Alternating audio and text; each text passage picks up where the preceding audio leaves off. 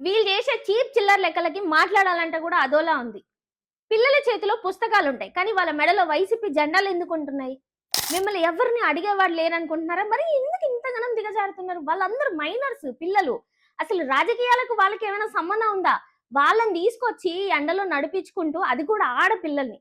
ఆడపిల్లల్ని బయట రాజకీయాలకి ర్యాలీలు చేపిస్తున్నారు. ధర్నాలు చేపిస్తున్నారు. అది కూడా మైనర్‌లతోని.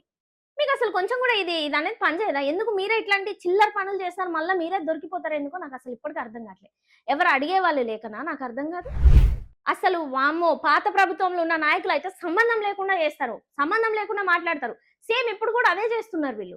ఇంతకు ముందు మనం ఏం చేసేది? జనవరి 26కో లేదు అనంటే ఆగస్టు 15కో ఎప్పుడో ఒకసారి స్కూల్ సెలబ్రేషన్‌లో ఇలా రోడ్ల మీద కనపడేవాళ్ళం.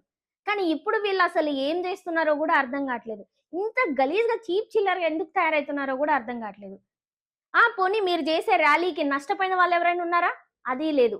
నిజంగా మీరు మొన్నటి వరకు డీఎస్సీ అని, అదని, ఇదని అసలు నిజమైన బాధితులు ఒక్కరైనా ఉన్నారా? ర్యాలీ అంటారు, ధర్నాలంటారు, జంజ్ అంటారు, ముసలోళ్ళని తీసుకొచ్చి కూర్చోబెడతారు.